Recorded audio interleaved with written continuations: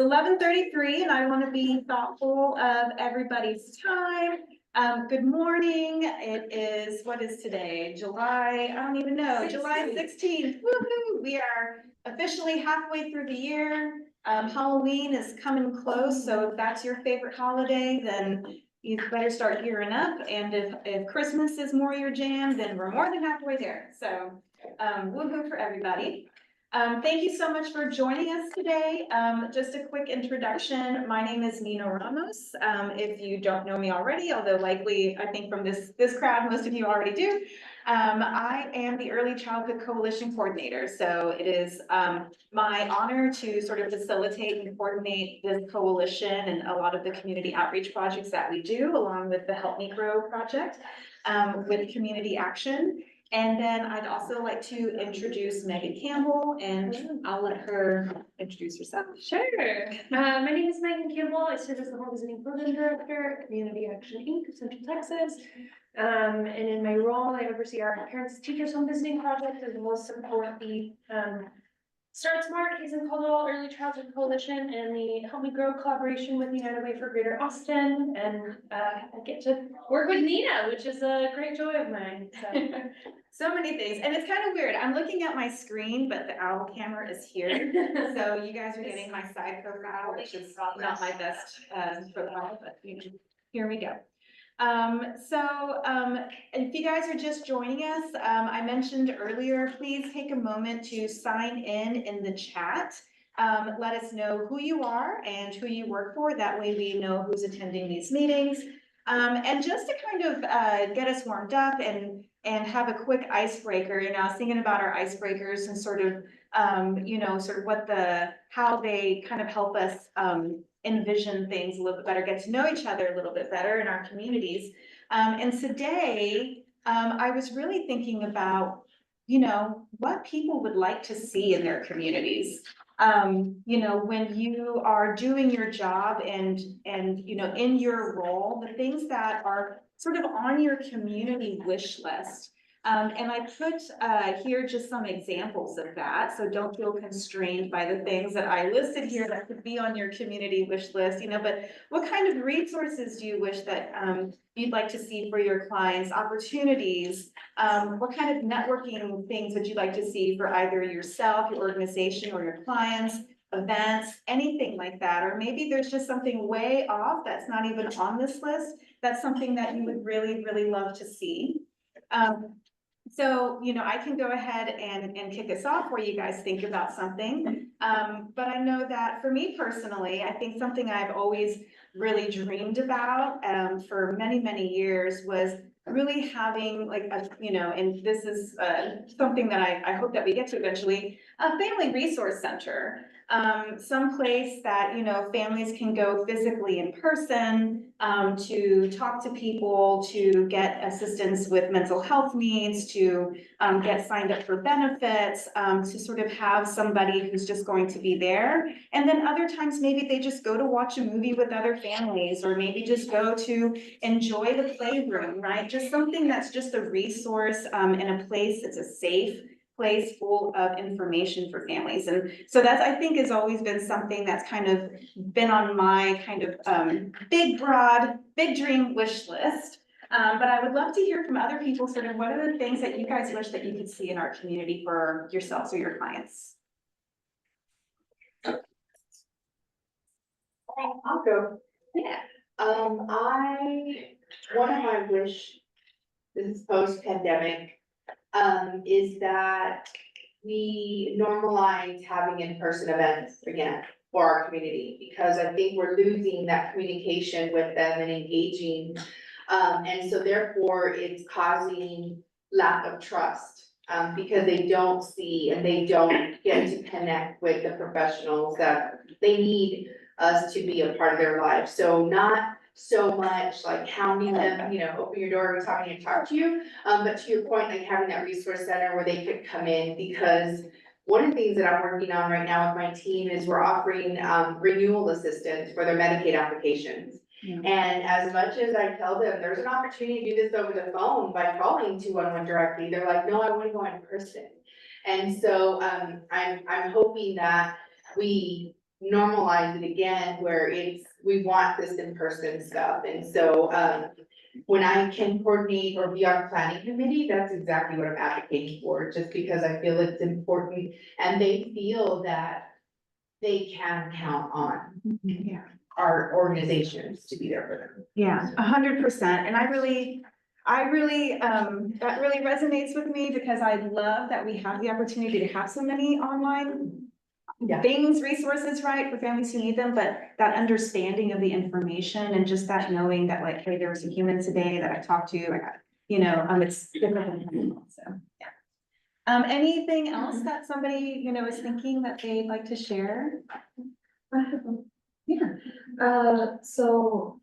I'm with Texas Workforce Solutions. I'm a student hireability navigator in Atlanta. But I think for me, something that I'm trying to get together is a resource fair. And I'd love like to have like, because we do online regions surrounding the Austin area. So to have one, that's accessible and accommodating for all individuals who have disabilities to be able to come and like just have like a hub of resources available to them. That's what I would want. A disability specific resource fair. Yes, Yeah, yeah. that's in person. Yeah, where everything that they'll possibly need, they'll have contact right then and there too. Yeah. Well, I do want to mention, like, we have our Stronger Together resource fair coming together in December. So if you can make that portion of it, like, we have different sections. Right. So we could have part of it that was like disability specific. I know there's part of it that's like for children and so forth, but we'd love to Yeah, that's. work on that. Yeah, it's at the library. I have it once a year. Okay. So we're gonna start planning it. You realize. So, yeah, I know. We're gonna be halfway through the year, time to start planning it. Yeah, and that is, that is a very underserved population in this region. So, and how about online? Is there anything that anybody wants to share, something that you guys, it's on your wish list of things that you would love to see for your clients? Remy wrote in the chat. Oh, go ahead. I was actually going to comment on Remy's comment. I did see Remy commenting on more mental health support. And for me and my community and what we do, we focus so much on the children in early years programming. And I think parents are so focused on how can I enrich my child's experience? How can I take care of my child? I think that the focus on themselves sometimes gets pushed to the side.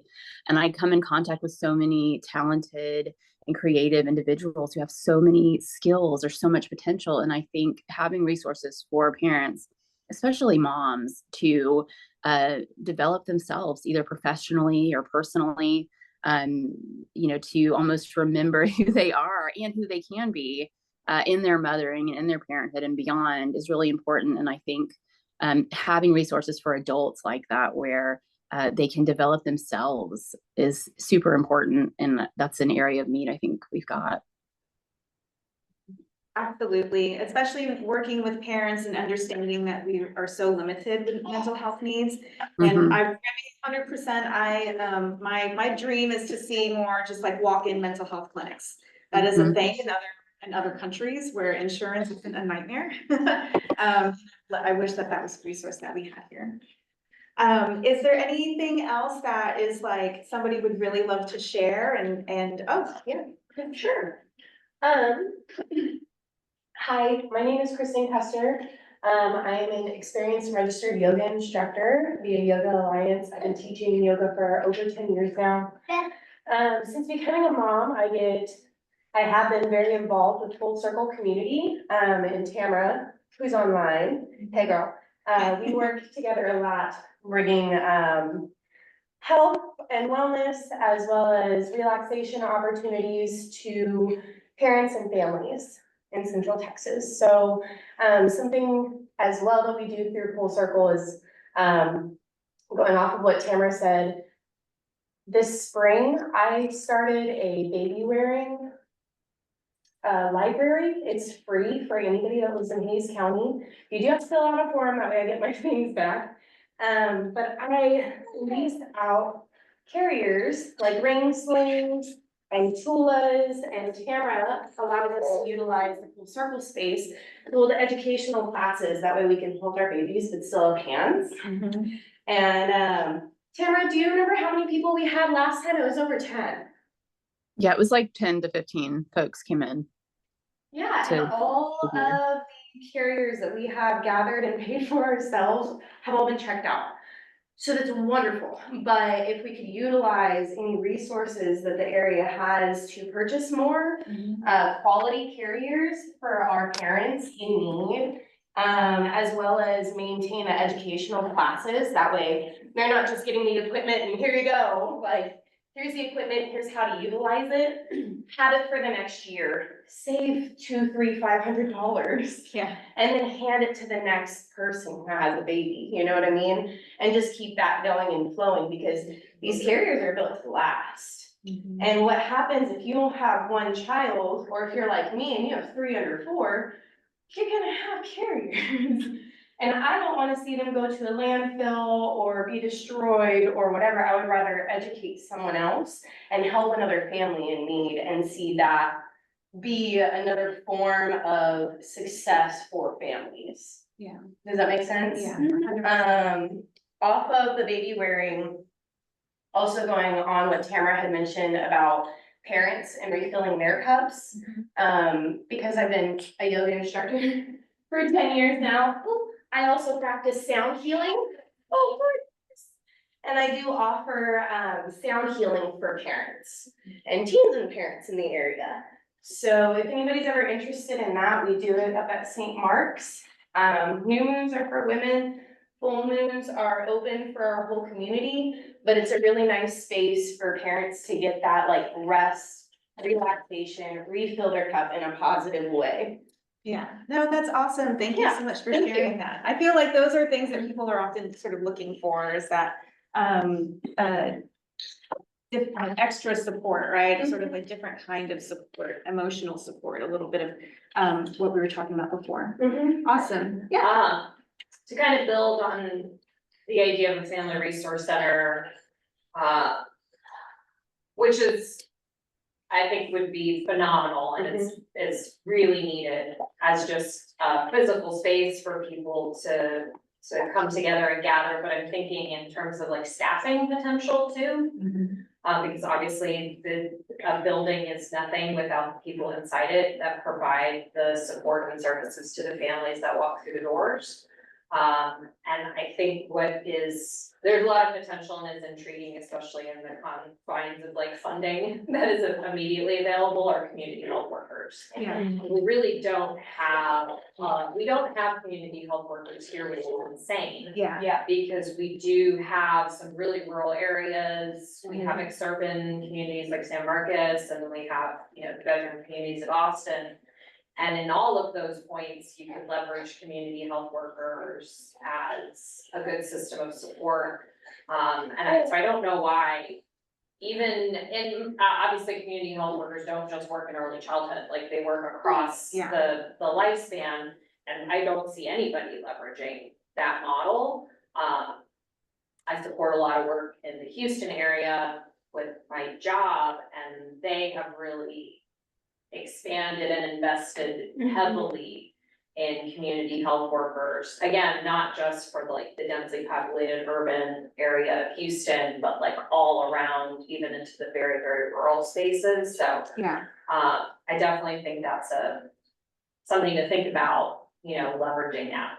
Yeah, that would be dreamy. Yeah. Right? We're like talking about things that we like would love for our community. Awesome. These have been really, really great. I'm sort of like taking notes on things too, because there are things that, long-term goals and thinking about strategies and how we can help build things up. But before we move on, is there anything else that anyone wants to share about what it is that you guys would like to see happening in our communities, how we can sort of build up the resources that we have? Awesome. And just a quick reminder, if you guys are just joining us online, please be sure to put your name and who you work for in the chat so that we know who's here. And if you're showing up in person, please feel free to check out our snacks. We got lots of snacks over there. Sign-in sheet as And, well. and the sign-in sheet as well, yes. And some swag, always take some swag. Awesome. Well, with all that being said, thank you guys so much for your engagement. I love hearing from y'all. I'm going to introduce Tamara Talasek.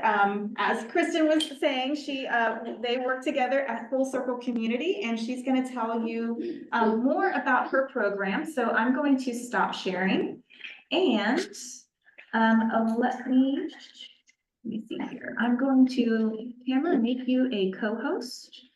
Okay. So that. And then I will share. Screen.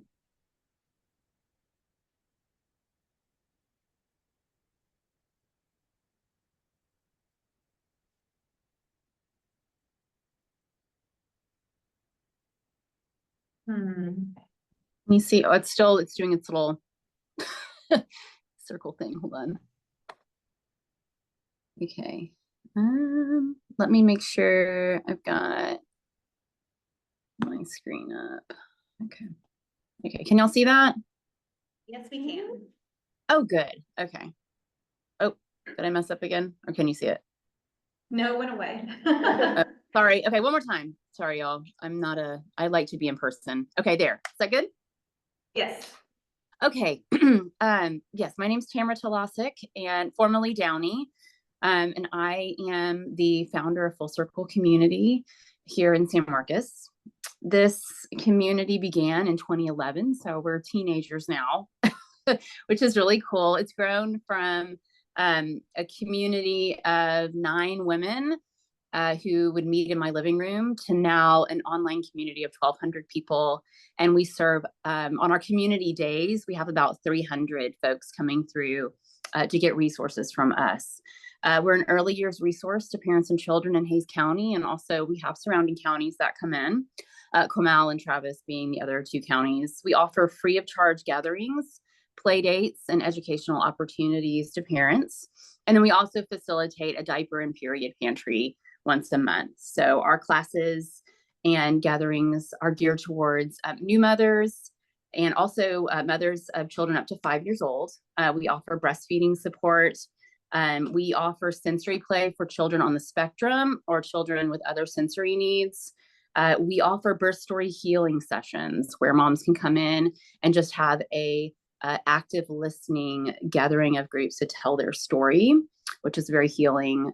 We do that in our facility, and we also do it on our labyrinth if we want to have something more active in that storytelling. We have a free nature school on Fridays that we run for up to 5 years old. Anybody can come.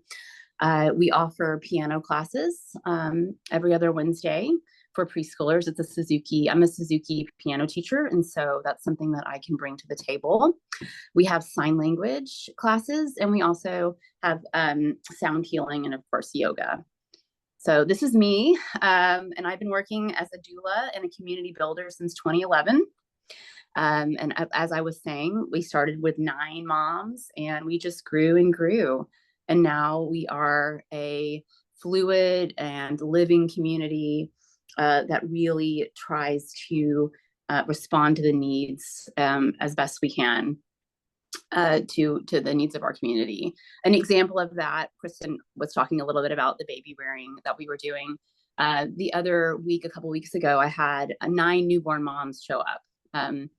And all had about 5 and 6 week old babies to my newborn mom group, and specifically asked, we don't know anything about baby carrying. Can we get, that resource here, or can we have a class together? And so the next Monday we were able to pull together a demonstrative class for them and get them carriers. And so it was really cool to be able to flex and respond to that need in a quick way. And that really is a testament to the leaders and members of our community that are active in our community to help others. So this is who we serve. We've got 12,000 online. Not all of these 12,000 can come to our meetups because they are Monday through Friday during the week. We currently do not do Saturday meetups. We're hoping to expand once a month to do something on Saturdays, whether it's a community day or a story time or something of that nature. We have 300 people on our diaper registry. So that's once a month. We have a community event. Tomorrow is our next one on Wednesday. This is where we have diapers available, period products available. We host a clothing swap. And then we've also had other resources from our community come during this time. We've had a Head Start come. We've had Any Baby Can come. And that's a really great way for folks coming in who normally wouldn't be able to have access to those resources, or maybe don't have a vehicle or something like that, to come in, talk to folks about those resources. So I would really invite any of you who want to be a part of that to have a table at our community day. It really is a good way to connect to a bunch of folks at once on a monthly basis. Our average weekly attendance for our classes is 75 people. So that's throughout the week, people coming in, sometimes more, sometimes less, but that's about where we are. And we try to offer at least 3 classes per week, sometimes 4 and 5, depending on if we're throwing special sensory parties or we have our birth story talks, things like that. So 3 to 4 times. There's always something going on here from 10 to noon. Another thing that's been happening since we're just here, moms who are needing a place to go, maybe they're stopping here on their way to HCWC, will come through, get that support that they need just by having conversations, making a game plan. I work at St. Mark's, so I'm in the building right next door to our preschool building here. When moms do show up here, I'm just giving them that support and listening to their stories as they head down Rancho 12 their way to safety. It's been an unexpected occurrence that's happened several times this past couple of months. So, and then Kristen, I'm going to let you talk just a little bit about what you do. I know you mentioned some of it, but I wanted you to talk specifically about your yoga and your sound and your sign language. Yeah, absolutely. So I've been attending Full Circle because, excuse me, for 5 years now, I've been a part of Full Circle. I went through fertility for 5 years to get pregnant with my first, and 3 babies later, miraculous, it's amazing. But the support that Full Circle has given me, not just as a mom, but as a person, has been phenomenal. I didn't really have any friends in the area that had babies. I didn't know any other moms that I could look up to.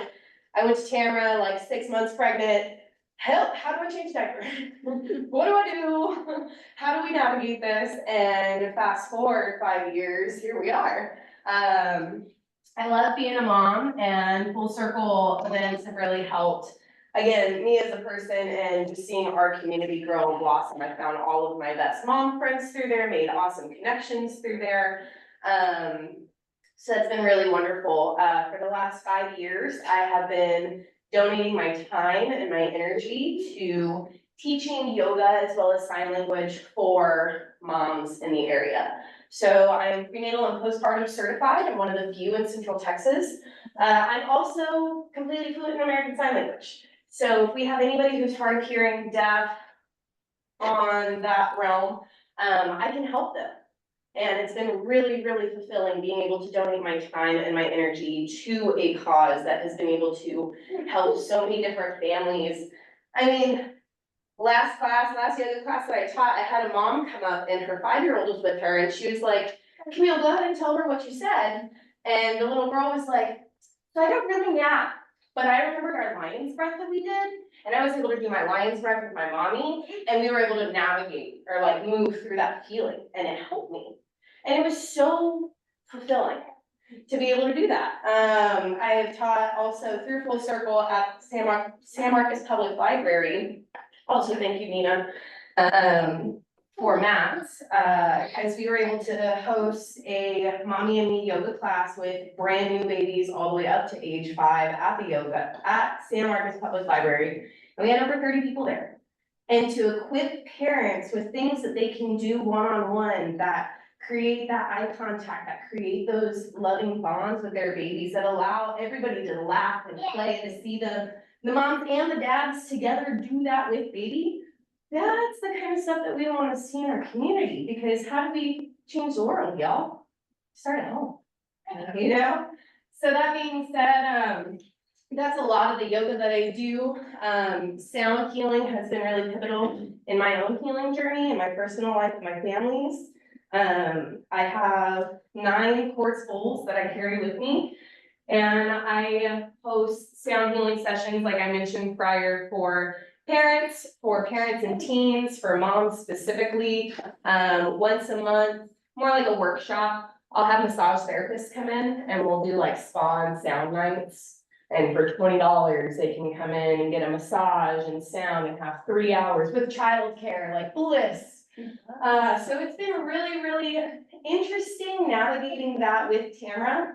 And I'm really looking forward to establishing more connections so we can maintain all of these beautiful events and all these beautiful classes that we are gifting to our community for these very active babies. Awesome. All right, Tamara. thank you. So Kristen's a really good example of the full circle model. Because moms come and go from full circle, our curriculums, what we offer, is constantly changing, because I love using the skills and wisdom of the folks that come through. Once they're able to kind of get above water again, moms and dads who have special skills that they can offer to the group want to do that. So like for one summer, I remember we had a French cooking chef that came through and was part of our community. And we did French cooking classes. You know, we did, we've had people come through who teach theater, who have done little kid movement classes and dance classes. And, you know, it's just, we have a mom who's wanting to start an ecstatic dance or gardening. And so it's really cool to see moms rediscover themselves, because it's, even if you have a PhD, once you have a kid, it's so easy to get into that I'm just a mom, and all of your self-worth is really based on how you're mothering and how you feel about yourself. And you almost forget, you know, oh, I'm a writer, or I'm a musician, or I have, you know, something else to offer to lift other people up. And so one of the many joys in my life has been helping women rediscover themselves and their skills and their loves and their passions, and then sharing that with others, and even starting their own communities. We have all these little satellites, you know, that have popped up out of full circle, and that's been such a blessing to me to see that happen, and that it's not just, you know, what I'm doing here on the ground. It's inspiring other people to use their resources to also create micro communities. So Kristen's a great example. Here's our location. We are now located at the St. Mark's Preschool building. They have given us this building. It's really sweet. It's got a great playground. We're constantly working on the space. It's very cozy. The preschool shut down last summer. So we've had it for a whole year now. And so we've really just been taking ownership of the space.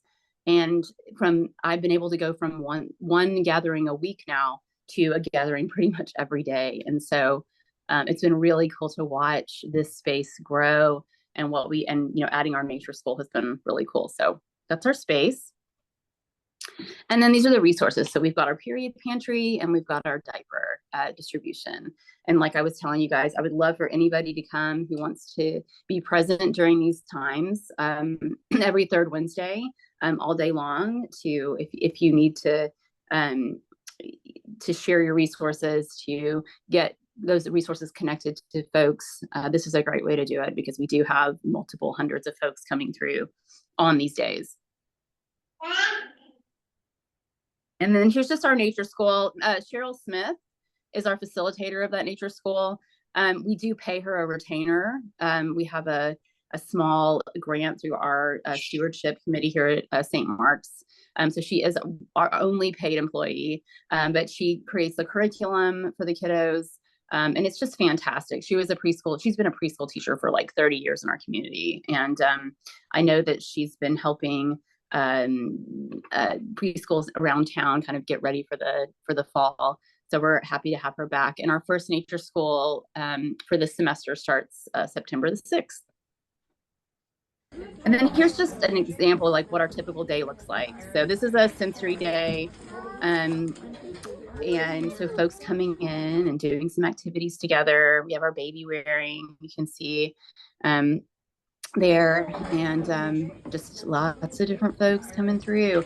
It's very parent child oriented. So it's something that you're doing with your children. It's not a drop off type of gathering. And there's my piano class. Open, shut. This is really fun. Open, shut. There's our Hands yoga. together. Clap, clap, clap. Good job. One more time. Ready? Fingers together. Tight fists. Here we go. And then that's just, we're on Instagram if you want to follow us, Full Circle Community, please do. And I would love to hear from you guys. I mean, we're just rocking and rolling. Some of our goals for this year coming up, we're going to partner with some play therapists from Texas State to offer parent-child play, almost like play lessons, to come in and talk about connecting with your child, teaching how to connect with your child through play. So that's really exciting to me to have parents come and have that educational piece in a real live playroom with lots of different activities going on. And so getting some of those classes together. And then I've been in conversation with Any Baby Can a little bit about offering the space as a mobile place to do evaluations. I know if parents are living in their car or if they're in a hotel, they may not necessarily want Any Baby Can to come into that space.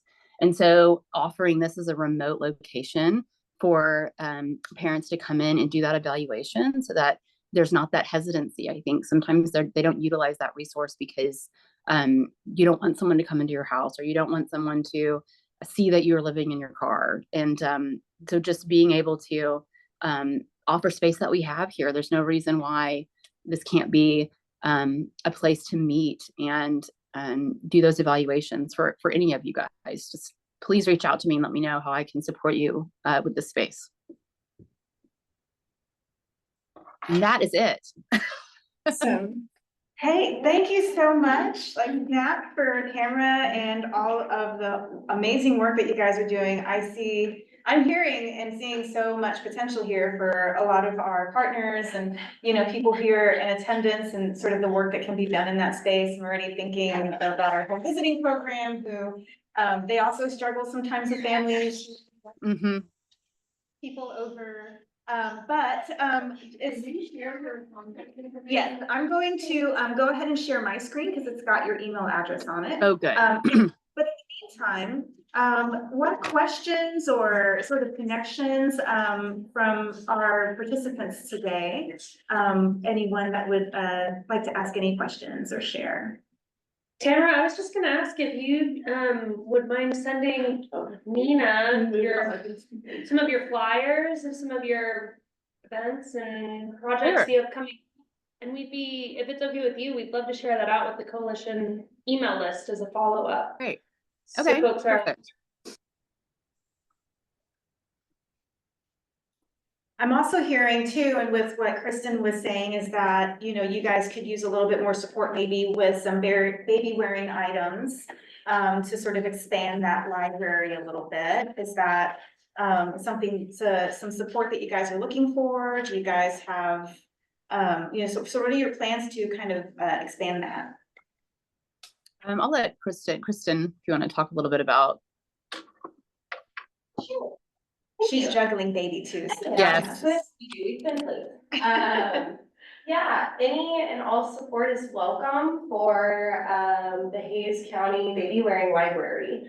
So right now, it's just been personal efforts, reaching out to other people, reaching out to other families through Full Circle and their donation days that they do in their diaper days. People will come through and donate baby carriers, and we're able to utilize those, clean them, sanitize them, and then get them out. But like I said, we had our first baby wearing class and everything's gone.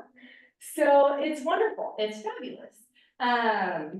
But any support to get any kind of baby carriers, Yes, ma'am.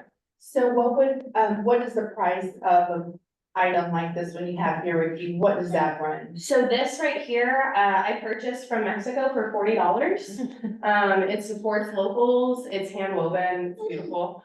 About $40 for a ring sling is what they run. Tulas, which is a structured carrier that you guys see, like babies in a backpack, you know? Those start at $180 and run upwards of $250. Ergo Baby, which is another brand that a lot of people will get, those are anywhere from 120 to 160. So again, these things are built to last. They're built to grow with baby, but they are an investment. And a lot of times, new families, young families, the people that we like to be of service to do. Yeah, yeah, okay. You know? So that brings me to another question. So is this open to all the community? Is there any kind of income screening, any kind of financial screening, documentation? So we do not, one of our, I think one of the great advantages is that anyone is welcome. So even for our diapers, because we are not affiliated with any federal funding on those diapers, I don't have to do residential screening. I don't have to do income screening. So folks that I call them my cash payers. So they're my folks that are too rich to qualify for benefits are the ones that are really suffering with diapers, because they're not getting SNAP benefits. They're not getting healthcare benefits. So they really are deciding, do I want to buy gas or do I want to buy diapers?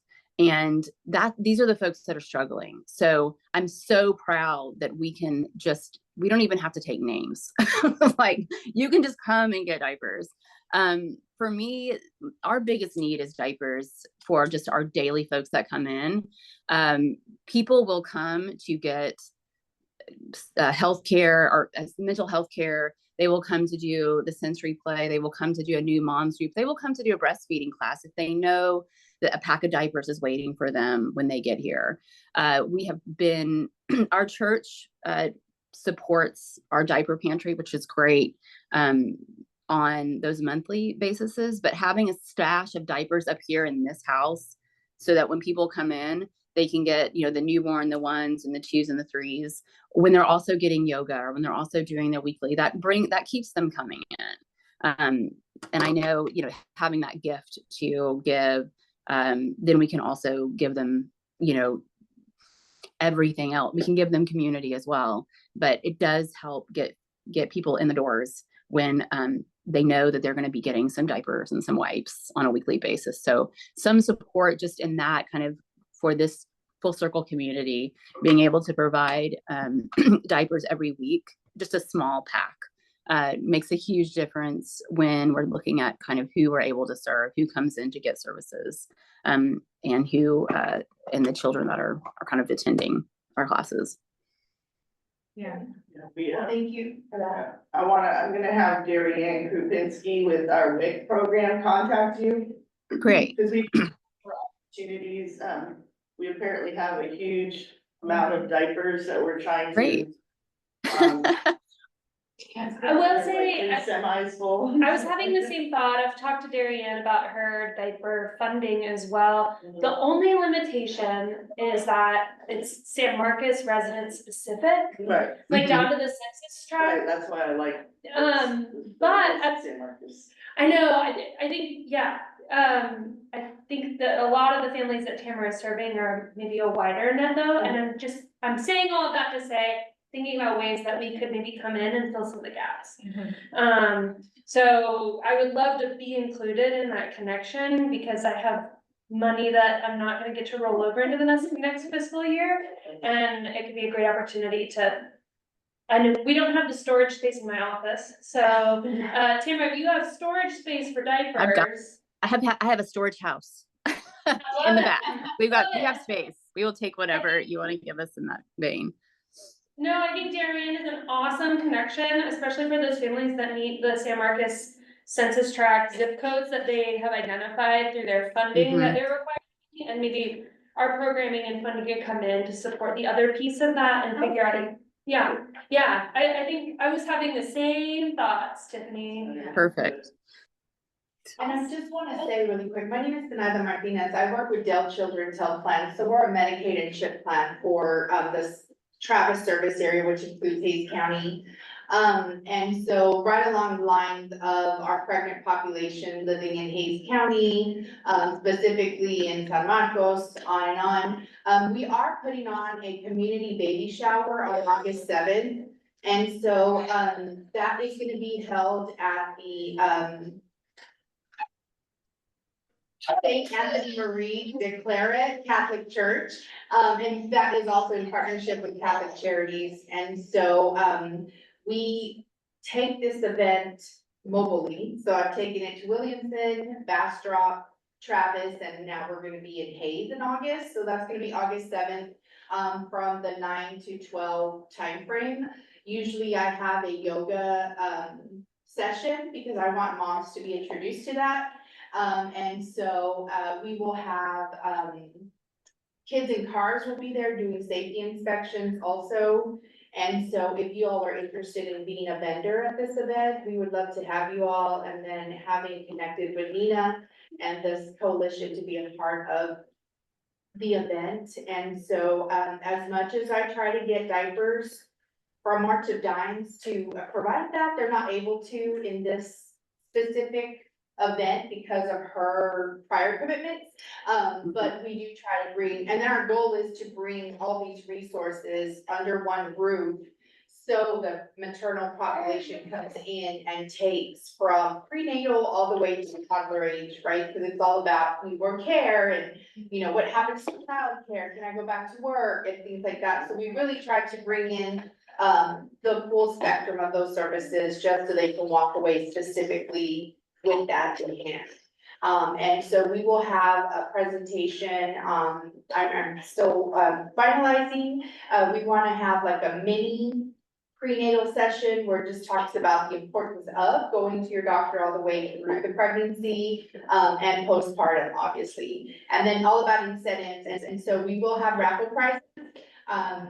We have a stroller car seat combo type thing and some other things along the way, like gift cards and anything that our vendors will graciously also come and walk with, or like, we have a gift basket, you know, a self-care basket, and so we're excited about that. So they will also be incentivized in that way. So if anybody wants to have that conversation about how we can help better this, our opportunity is to bring it mobilely in all the 8 counties that we serve. Dr. Cohen, Commissioner Cohen is also gonna be working on bringing the Hayes mobile unit over to this event so they can do something. I have a call with them this afternoon, so I'll figure out what their capacity is and things like that. So, and I will have a flyer. I'll share it with you, Nina. I have it in, as part of my PowerPoint, so if I have a slide, in here, but, awesome. Any other thoughts, for Tamara or Full Circle before we move on?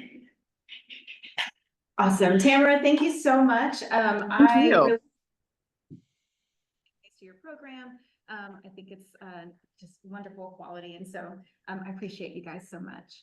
Thanks. The next that, I want to touch base on, whoops, here we go. Is our Books, Blocks and Balls community developmental screening events. I know that this is something that I have, referred to a bit in some previous meetings. As being a project, a Help Me Grow project that we were trying to get off the ground. And so just yesterday, we had a community partner meeting that included folks from Any Baby Can, from Texas State University, and United Way of Greater Austin, and then also talking with people in Easter Seals and Bluebonnet Trail specifically, are still kind of looking for a good contact in their ECI program there. So if anyone has any anything that you'd like to share. But these are some large developmental screening events that we are trying to integrate into the 4-county region. that Help Me Grow Central Texas serves. So that includes Williamson County, Travis County, Hayes, and Caldwell. So just to kind of give you an update on the stuff that we discussed yesterday, just for a project update, you know, we're looking at two different kinds of events, larger community events that are in bigger spaces, say like the San Marcos Activity Center, right, where we have booths with, you know, resource groups, there will be pre-registration, you know, just a larger event. And then smaller pop-up events to sort of join into existing events, sort of like the diaper giveaways that Tamara was talking about, where we'd be able to come in and sort of do these developmental screenings using the ASQ and talking to parents about milestones. So always interested in looking for ways to collaborate. Like I said, we're looking for to really partner with Any Baby Can, Easter Seals, and Bluebonnet Trails because they are the ECI providers in those 4 counties, and really working on what it looks like to streamline referral systems from these events to those providers. And, you know, as the coalition lead, right, we're really looking to long-term, eventually have the coalitions really build out these events and kind of take these over with the assistance from Help Me Grow and the support from Help Me Grow. So I just wanted to touch base on that because these are events that we're going to continue talking about at these meetings. I want to include everyone in these discussions so that you guys know what they are and kind of trust in the process. I'm always looking for feedback from community resources, and more or less, we are going to be putting things on the calendar here very soon, hopefully for September, October dates. And so we want you guys to just sort of be on the lookout for that. So that is a project update. And then also, different project update. Oh, I added music. I forgot about that. This is the jamming. We just had our first Lockhart car seat distribution where we were able to distribute 150 car seats to about 65 families. It was a very successful event, and we're hoping to do more car seat events in Lockhart, Luling, and then some of our more rural areas like Wimberley, Springs, Prairie Lee. So if you are serving these areas and have connections with who might be able to host and help facilitate these events, we do most of the heavy lifting. We're taking care of the registration. We are ordering the car seats, we're bringing them in. So definitely send them my way and get some things on the calendar. Right now, we don't have an upcoming car seat distribution on the calendar, so we would definitely love to make some connections there. And then speaking of calendar, I'm trying to move this out of the way. There you go. Oh, that's neat. This is, I wanted to kind of give an overall review of the back to school events that are going to be available in Hayes and Caldwell County. And all of these events I have links for, and I will be sending out all of these links with the follow-up email. Too many flyers to include in one email. So instead, what I'm going to do is include the links to all of these events so that you guys can sift through them and decide which ones you want to share with your clients. So, and then also there's an event that I'm going to let Erica speak to in just a moment if she's able to. So July 20th in San Marcos, we have a back to school fair at the Hayes County Health Department. On July 27th, Hayes Cares Shoes of Hope at McCormick Middle School in Buda. And that one is, I'm not sure if they're also going to have school supplies. I would be surprised if they don't, but they will be able to fit and provide shoes for incoming students. And then in August, we have Greater San Marcos Youth Council's Back to School Fest. That is here in San Marcos, and that will be at the Pauline Espinosa Community Hall, formerly known as the Rec Center. I don't even know what it's called, but it's over there by the Lions Club. That is one that actually Community Actions Parents as Teachers program is partnering with. And so I don't know if there's more details about that one that you have. A ton of super specific. We'll be giving out backpacks and underwear. Oh, cool.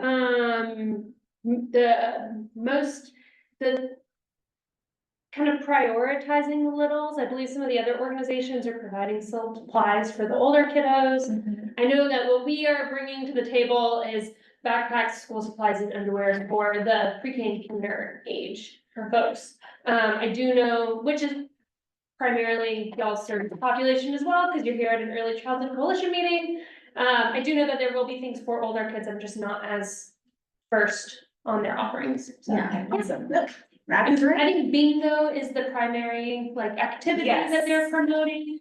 And some other fun family stuff going on at that event. Yeah, there will be lots of activities. Yes. And then August 3rd, in Lockhart, there's the 412 Kids Back to School event. And, from my understanding, they usually have, a closet, for kiddos to pull clothes from. Yes. And overall, if you're in Lockhart, Luling area, 412 Kids is a really great resource to kind of, be knowledgeable about, regardless, because they do lots of different types of, like the baby expo where they have just, families are able to come in and choose items and stuff. So it's a great opportunity to go and see what kind of services they provide. And then back here in San Marcos on the 11th, there's the Indigenous Cultures Institute Back to School Bash, and that'll be at Quackahamic Hall here in San Marcos.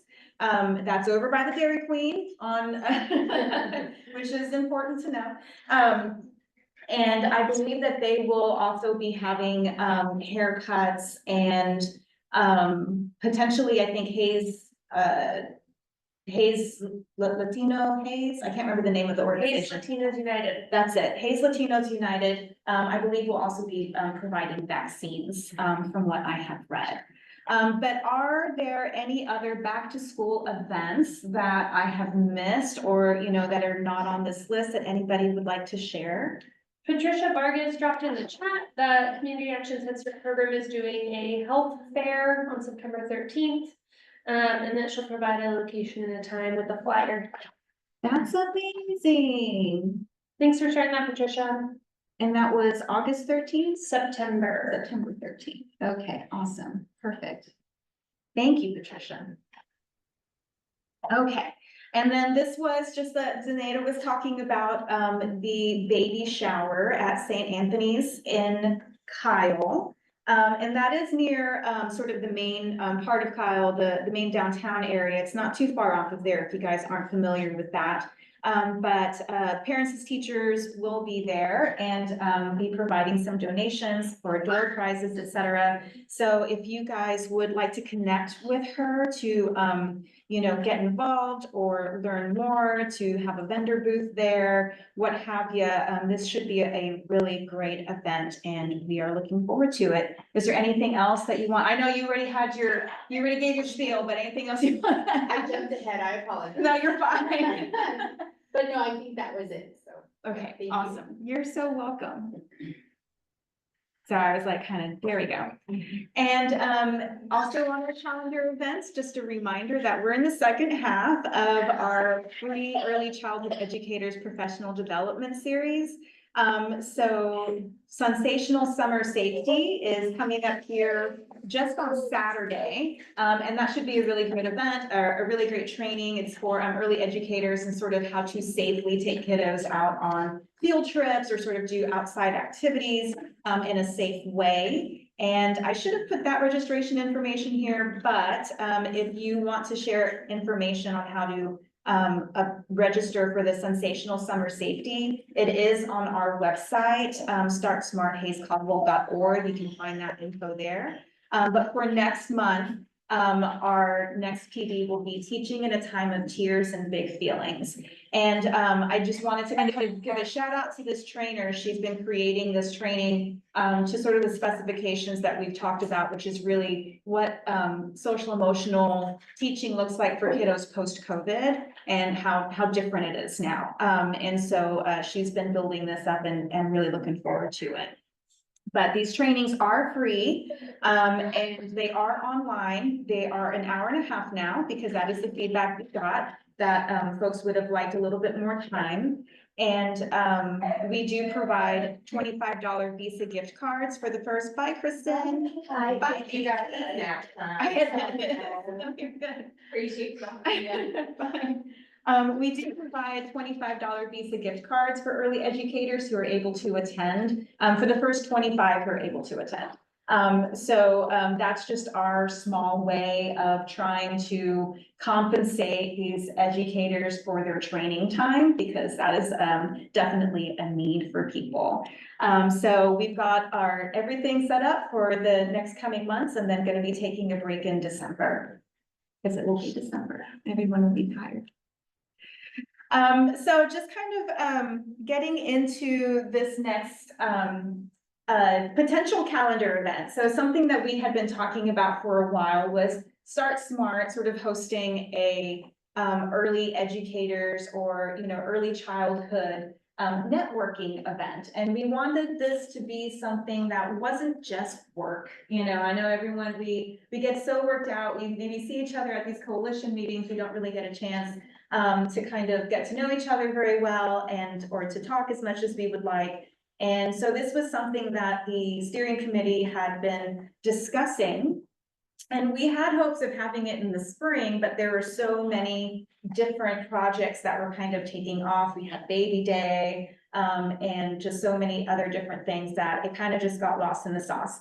So the steering committee came back together and we were like, well, let's ask the group, right? I love the idea of having this networking event, but we definitely want to create something that people are gonna be excited about, and that they're gonna attend. And we want it to be something that they're gonna enjoy, and we wanna get y'all's feedback on what you would like to see out of a networking event like this. We thought about having, food, sort of maybe, it being at a place like Black's Barbecue or something like that, where it can be a little bit less formal and people were able to, maybe, pick up some information, but maybe that not be the focus of it. But we definitely want to hear back from you. So I would love to hear from you guys, either here in the room with me or online about, content.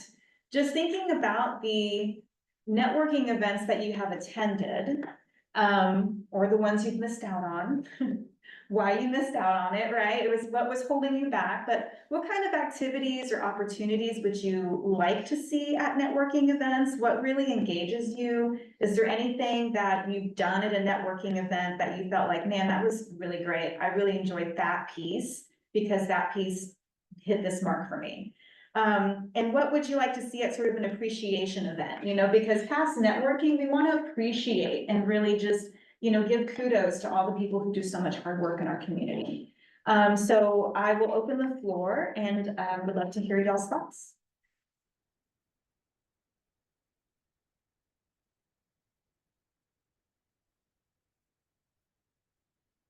I do a ton of networking events. And I think people like when they're given an opportunity to talk. And food is always good.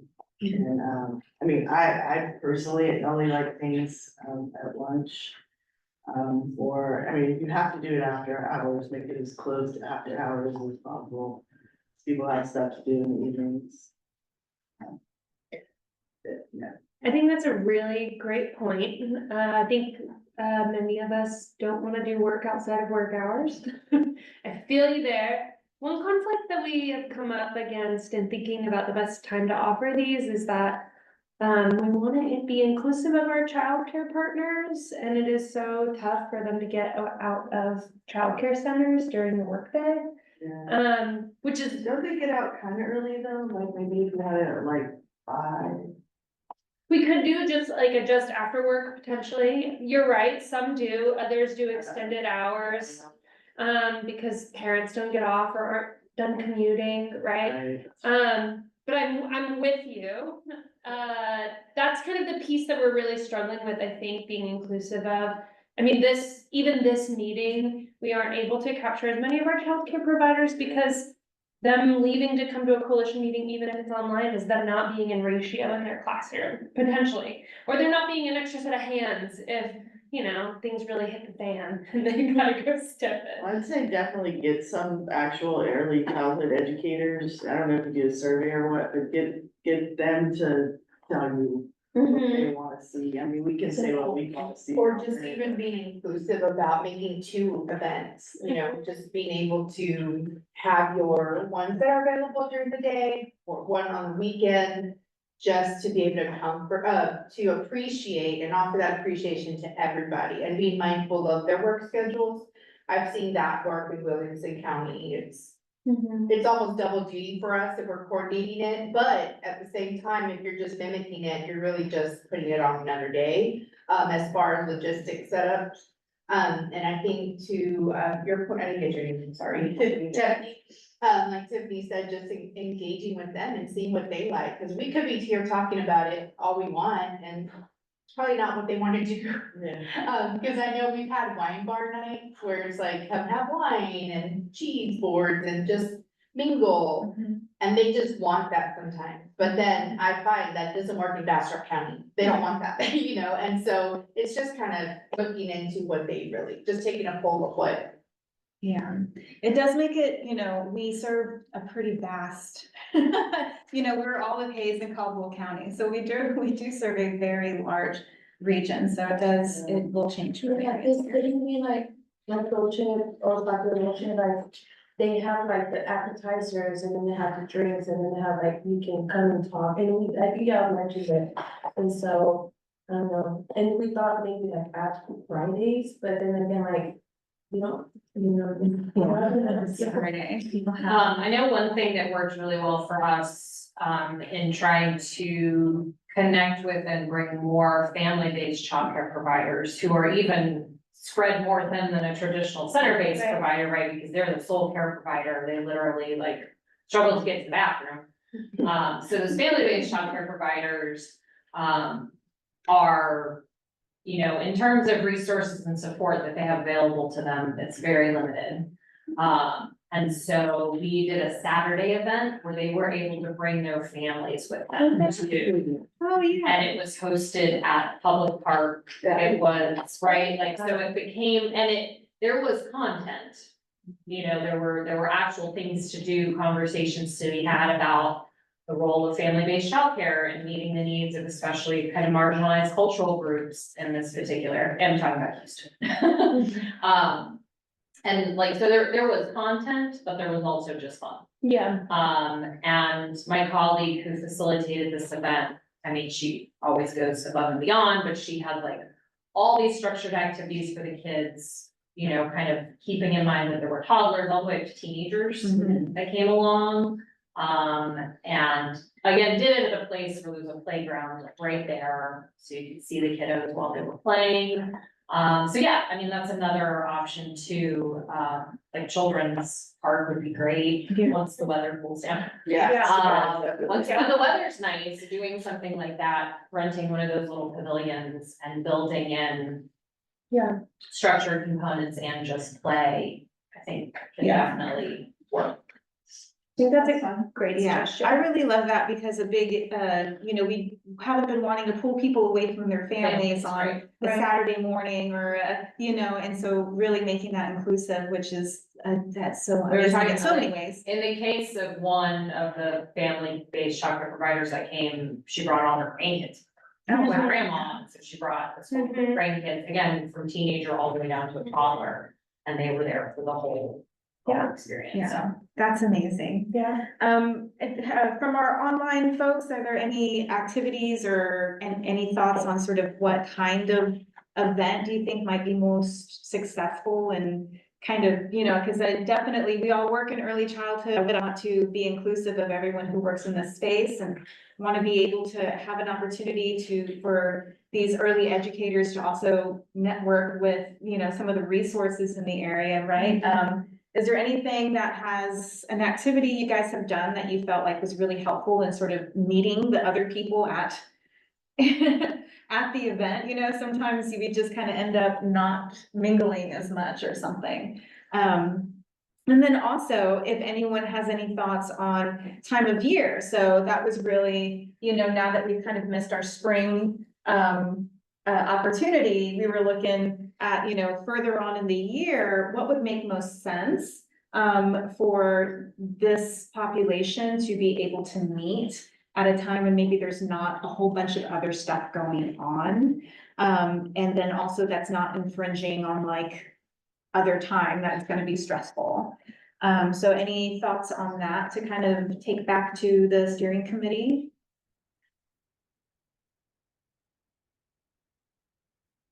Late September is the best time. It's because if you get into November, you don't know what you're gonna get.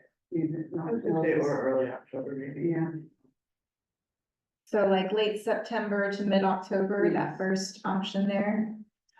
Not even school wise, right, because they're not in the fall event yet. They're about to, but they're just getting over back to school night. Yes. So it's probably that little fine window that you could probably sneak something in like that. Yeah, no, that's amazing. Well, it's got stuff that can help them like restock their classroom too. Yeah. You know, that's the time when they start to run out of stuff, so we could. That's a that can be great a idea. draw for 'em. Yeah, that's a really great idea, Tiffany. Okay, if you guys didn't hear that online, it was, you know, providing items to help restock classrooms, to sort of help, which I love this incentive. I love, you know, sort of like what Tamara was talking about earlier, you kind of, you have a little carrot a little bit, but you know, they come for the stuff, but then they stay because it's great, right? Yeah. Awesome. And I'll move on, but any other thoughts or feedback on what might make this a successful event? We really want to be able to, for people to have a good time and also make some connections and maybe get some cool stuff. So as non-educators, I mean, I don't wanna say non-educators, you're all educating, doing your things. I think most of the folks in this room are more resource oriented for our early childhood folks. Are there things that would draw you to an event? Cause this is, I mean, just we're looking at our early childhood landscape, it's not just our early educators. Trying to, I think the idea of 2 events might make sense ultimately, or something to play with. Just thinking about that scheduling piece, Tiffany, that we were talking about, but anyways, what are there certain things that would grab you to attend an event like this? Weird stuff. No, Yeah. I don't know. That's another great question to ask the educators, you know? Well, I'm thinking about you guys, what, if we hosted an event, what would make you go, I'm gonna prioritize? And not a meeting like this, but like a networking event. Right, exactly. You The know, messaging and the marketing has to be that it's an appreciation event. Like, Mhm. I want to feel that I'm not coming just for work, but I am coming for work, but I'm also coming because they are actually taking time to appreciate me. So it's about the investment, like. Yeah. I honestly, I don't want HEB sandwiches, I want. I don't know, a chicken burger, I don't know. Yeah. I Definitely. think those messages, Yeah. those little things that. Cause it's not, I don't want this to be the everyday meeting that I have to come to every month, or. Cause I was thinking if you needed to tie something in, CEs are always, or CEUs are always big. So this is around the time that, you know, every month some of us are renewing our licenses or certification, so, but having that, but being also to focus on the appreciation portion, like nothing before has it been done this way, or no one's done it this way before, and we're going to, and so in that messaging is like, we are here to appreciate you. Yeah. And Would- just give them feelings that they're gonna miss out, like, whatever it is, they're Yeah. gonna miss out if they don't come. Yeah. And what I heard you say earlier is you don't wanna commit too much of your free time. But I'm with you, I'm on the same page, I'm probably not gonna go to an event that's work related at 7 PM. Yeah. Cause that's me time. But a late afternoon, like happy hour kind of time. And then feeling like they're gonna miss out. Am I hearing that? Okay. Yeah. It's kind of like what worked in Williamson County is the wine bar, because it's not, Yeah, I like that you too. know, it's about me, Yeah. appreciating me, and so. That, I think what helped is that it was more focused on the appreciation part that we don't normally get, because we could get a lunch provided by our employer maybe once a year sometimes, but. You're not gonna get what you really wanna, how you wanna be appreciated for outside of the working space. So I think that's another thing, is that you're pulling them from the workspace because you wanna appreciate them. Yeah. Just check the boxes on all the love languages. Yeah, I know, right? But yeah, I mean, it's a great thing to survey. Even separately of like childcare partners, Yeah. what would you like to have in terms of networking, because we realize that you have these specific constraints. Yeah, And then for the rest of us, yeah, resource people, what would you like? Yeah. I'd like something where they can bring family, I mean, I love that. yeah. I so know do I. that the only after hours events I've ever gone to has been where there's a benefit to my husband and he's willing to go. Yeah, Yeah, makes sense. Otherwise, I'm just not. yeah. That's just me, but I mean, I know there's other folks, I don't know. Bring your partner with you. Yeah, Yeah. totally. That makes sense. Awesome. Well, if there's anything else that comes up, and just in the, interest of time, I'm gonna move on, but if you guys have other ideas, you know, reach out to me, let me know. But this has been really great feedback. Thank you. So the next thing I wanted to discuss and get y'all's feedback on, so, you know, our community member agreement, I think has been wonderful and it has its place, but it's just been really difficult to get some buy-in from a lot of people because I think that, you know, meeting that signature from a higher up has sort of stifled some of the efforts of having more, you know, signed community partner agreements. And I brought these up at our meetings before, you know, and always trying to kind of push, right? The community partner agreement is something that is just sort of this, you know, very loosely formalized way of trying to incorporate participation of this coalition into somebody's work role, right? Because oftentimes you get people who show up to these meetings out of their own interest, you know, and in their role, but then maybe they will move on. And then somebody from that organization is not coming back, right? And so this was an attempt to really get not just the person who was coming, but having their supervisor or somebody who would sort of know and be like, hey, you know, my employee goes to the coalition meetings. And so when, you know, if she wins the lottery and moves on, that the person that replaces her is also going to attend these coalition meetings. It's a wonderful idea and I want to continue pushing it. But it's been difficult for some different reasons and because there's a lot of structures, larger agency structures that it's really difficult for them to like make that official, even though, you know, we felt like it was a small ask, but it's too big for that organization to kind of formalize it that way. So we're talking about this with the steering committee. We wanted to kind of have a way for just individuals to kind of show and their support through something that is not formal, but just, you know, hey, I, as this person in my role, am showing up to this coalition and I show up to this coalition because I support the mission and goals of the coalition, right? And so we were toying with the idea of having a pledge instead. Or, you know, as well, right? The pledge being something that would be much easier for everybody to feel that as an individual, they can integrate, they can sign, and they can share with their friends, they can share with their networks, and, you know, to show support for the coalition and the work that we are trying to do, right? And the work that everyone here, right, in their roles is trying to do in the early childhood space.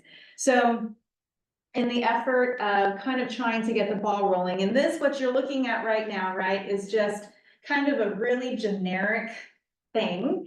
Because what I did was I put in a bunch of prompts to ChatGPT and was like, hey, ChatGPT, write me an early childhood pledge that includes this, and this, right? So all of these bolded parts here are the things that I just sort of thought of, like include all this stuff.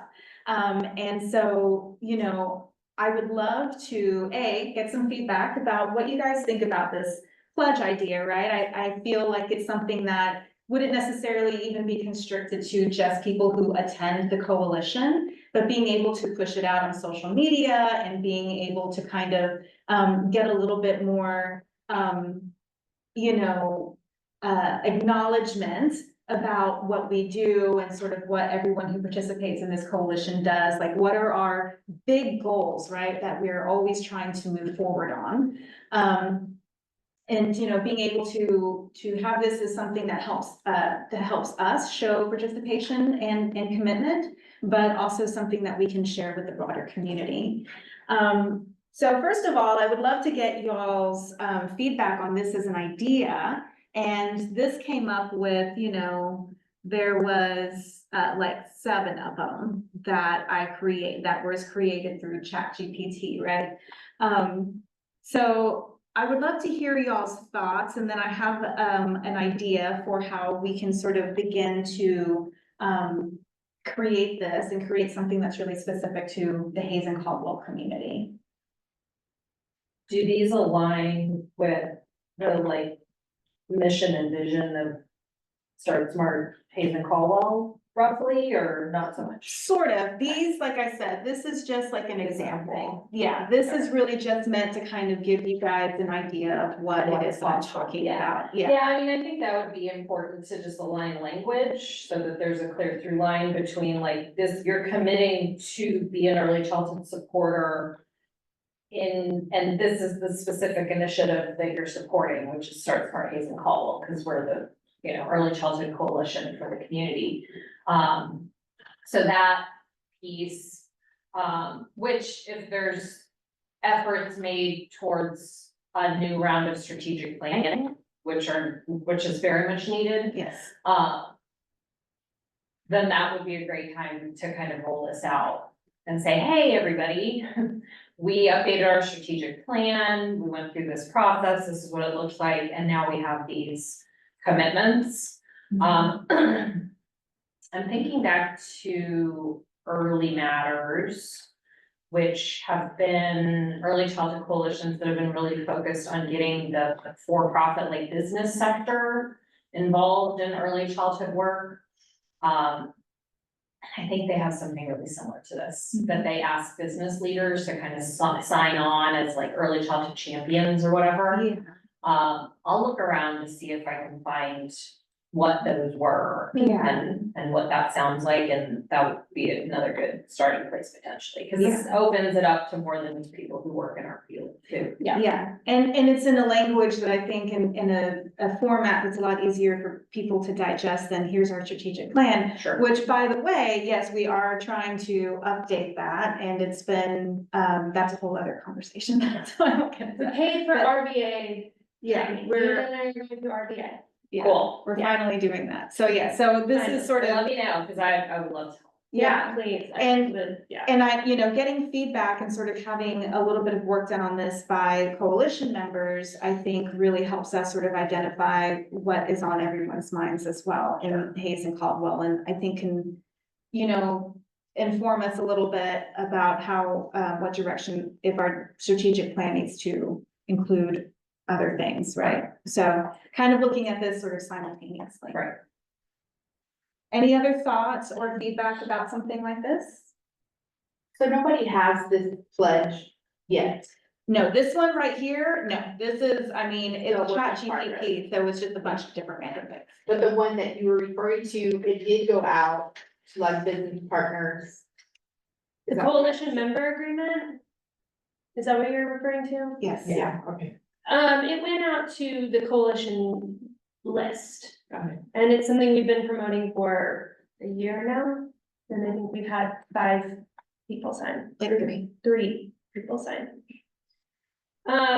You know, I think that there are some systemic barriers, like what Nina is discussing. We have folks that, you know, work at Texas State that want to participate in the coalition, and they want to say, yes, I am here to participate in the coalition. But the idea of getting approval through the university to sign a document that says that Texas State is a representative in this organization, total barrier, right? State entities, the same thing, right? It's like a whole thing to go through that bureaucratic system. So there's a piece of that. I will also speculate and say that I think that there's this other piece of like, I think we're still trying to figure out what it looks like to really engage members of this coalition. And the participation agreement felt like a step towards that. This feels like kind of a step towards that. I think we do a really good job. All of us here, I'm not pointing fingers at anybody. We show up to meetings and we listen and we We share about events and we enjoy the information that's shared. And then there's not a ton of activity that happens in between meetings. And so that's sort of what we're hoping to sort of spur on with the idea of the pledge or the coalition member agreement. It's like, what does it look like to take the next step of like really committing to collaboration? And again, I think that this is a growing pain of a lot of collaboratives, of all collaboratives, honestly. This group has been meeting in a sense for a decade now. And again, I think having a paid position and Nina being the facilitator of this group has been immensely helpful, and that has only been about a year. But yeah, again, all of this is with the initiative to kind of create dedicated engagement, so that we can start looking a little bit more intently at some of the strategic planning and the metrics that we want to move the needle on. If we say we want to improve health outcomes in Hayes and Caldwell County, how can we actually create partnerships and collaboration to do that beyond doing the professional development series, which is super valuable and important. But that's like kind of a step one. What's step two? And having commitment from our members is Well, helpful. historically too, for some context, and this is a problem with every coalition since forever, is you can have someone who's amazing and super dedicated and then they leave. Yeah. And the organization that they represented is critical to achieving something related to healthcare or childcare, whatever. But nobody knew that they were coming to these meetings. Right. Yeah. So there's no institutional support for a continued collaboration, which is why this idea of having like an actual membership agreement where you like take it to your boss and you, boss, will you sign this too? To show that we as an organization are committed, which again, we run into all kinds of red tape. And I say that to say, I think it's about offering all of it. Yeah. It's about saying like, hey, we would love to have your organization take this up and commit at the organizational level, or you can commit as an individual representing this organization, or even just representing yourself. Right. As like a parent in the community or whatever. And the lightest touch being like, Yes. I'm an early childhood advocate. Right. Yeah. And so I'm willing to kind of say yes to all of these I pledge. generally good things. Yeah, exactly. Yes. I would be curious to see that first membership form, because I will say as a business who, one, talks MOUs with lots of people for them to sign it with me, and then I review a lot because I have coalitions asking for our signature. But you touched on it in the earlier part of the meeting, is that where's the incentive? And so if you want us, the business world, to, I'm not saying there has to be a financial, it could be recognition, right? A lot of us are nonprofits, so we're looking for that recognition. How can I use my membership into this coalition into some grant writing that's gonna be happening in the future? And so it's tying in that, what is the benefit for me? You know, I wanna be there, I'm all for it. But how do I get my directors and my vice presidents and presidents to say, I wanna go a step above and sign the business agreement, or however you wanna call it, Yeah. pledge agreement, I don't remember what you said. But being able to say, these are what advantages we can take being a coalition member, even listed, Yeah. even recognized, but what does that look like? And so while we probably took it to our directors, and that's exactly what they asked, you Yeah. know, it's like, well, what's in it for us? They just asked us to sign it, cause my team did that, you know, several times they come to me and they're like, I don't know, they just want you to sign it. It's like, well, we gotta ask, you know, what are those benefits that we could, and it may not be something you're thinking of because you don't know what our RP looks like or what we need to supply. And so just looking ahead and maybe looking at how would you sell it to me to say, sign on the dotted line? Yeah. No. So we're just about out of time, so I'm gonna pause this, and just let you guys know that my goal is that at our next coalition meeting, which will be a virtual meeting, that we can go ahead and set some time aside to, depending on how many people show up, maybe break up into a couple of things, and so that people can identify the kind of things that they would like to see in this pledge. Because I want it to be representative of the coalition members. I want it to be stuff that really speaks to our communities. And that also helps us really with our strategic planning as well. But before we're completely out of time, and I'm so sorry that we got behind today, I just wanted to make time for any community announcements. Erica, I know that you're working, I'm not sure if you're able to respond, but if you are, I know that you're working on a parent expo. Either way, I will send that information out with a follow-up email. But is there Yeah. any other? Oh. Hey, Nina, I'd love to share really quickly if that's possible. So can you guys hear me okay? Okay, this Saturday, in San Marcos, we have our early care and education roundup coming up. That's in our San Marcos office. It's kind of a one-stop shop for early education. So, our early care and education providers will have tables set up. It's a great opportunity for families who are looking for care to come in and meet with these providers and see who may be a great fit. It's also a great opportunity for those looking for employment in the early care and education field to come in and meet with those providers and again see if that'd be a good fit for them. So it's a win-win for our providers. They're meeting new families. They're hopefully bringing on some new quality employees.